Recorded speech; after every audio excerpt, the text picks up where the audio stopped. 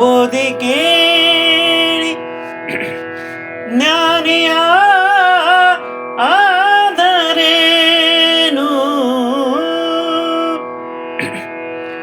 ಯೋಗಿಯಾಗಬಲ್ಲರೆ, ಯೋಗಿಯಾಗಬಲ್ಲರೆ,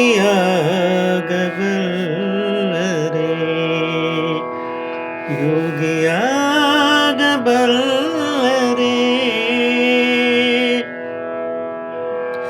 ಓದಿ ಕೇಳಿ ಜ್ಞಾನಿ ಯಾದರೇನು,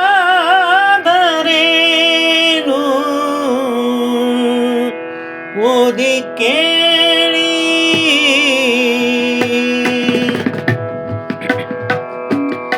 ಓದಿ ಕೇಳಿ ಜ್ಞಾನಿ ಯಾದರೇನು,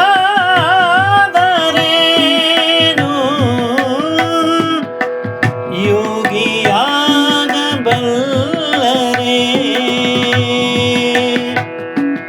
ಯೋಗಿಯಾಗಬಲ್ಲರೆ, ಯೋಗಿಯಾಗಬಲ್ಲರೆ.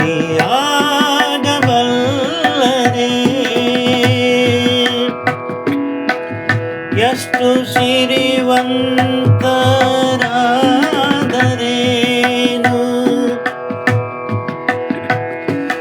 ಜೀವನ ಕಲೆ ಗೊತ್ತಿಲ್ಲದಿರೆ, ಜೀವನ ಕಲೆ ಗೊತ್ತಿಲ್ಲದಿರೆ. ಯಾರೆಷ್ಟು ಹೊಗಳಿದರೇನು,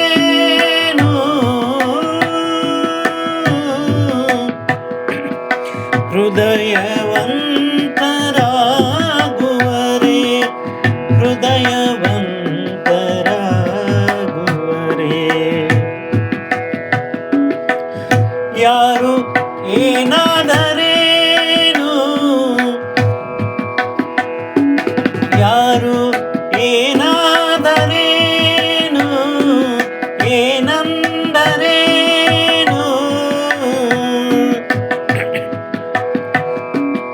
ನಾವು ವಿಶಾಲ ಮನಸ್ಕರಾದರೆ, ನಾವು ವಿಶಾಲ ಮನಸ್ಕರಾದರೆ, ನಿಜಾತ್ಮ ಶಿವನು, ನಿಜಾತ್ಮ ಶಿವನು ಮೆಚ್ಚುವನು, ಮೆಚ್ಚುವನು, ಮೆಚ್ಚುವನು, ಮೆಚ್ಚುವನು, ಮೆಚ್ಚುವನು, ಮೆಚ್ಚುವನು, ಮೆಚ್ಚುವನು.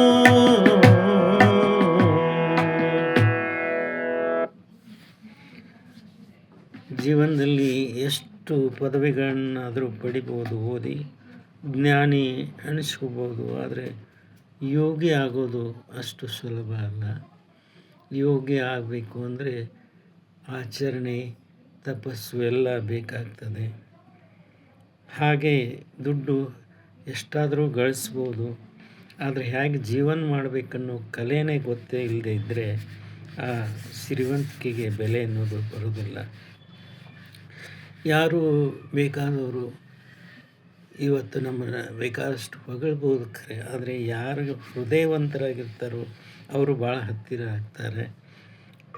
ಹಾಗೆ ಯಾರು ಏನಂದರೆ ಏನೂ ಆಗುವುದಿಲ್ಲ, ಏನಾದರೂ ಅನ್ನಲಿ, ಏನಾದರೂ ಅನ್ನಲಿ, ಏನಾದರೂ ಮಾಡಲಿ, ಆದರೆ ನಾವು ಮಾತ್ರ ವಿಶಾಲವಾದ ಮನಸ್ಸನ್ನು ಹೊಂದಿದರೆ ಆಗ ನಿಜಾತ್ಮ ಶಿವನು ನಮ್ಮನ್ನು ಮೆಚ್ತಾನೆ ಅಂತ ಹೇಳ್ತಾ ಎರಡು ಮಾತು ವಿರಾಮ ಕೊಡ್ತಾ ಇದ್ದೀನಿ.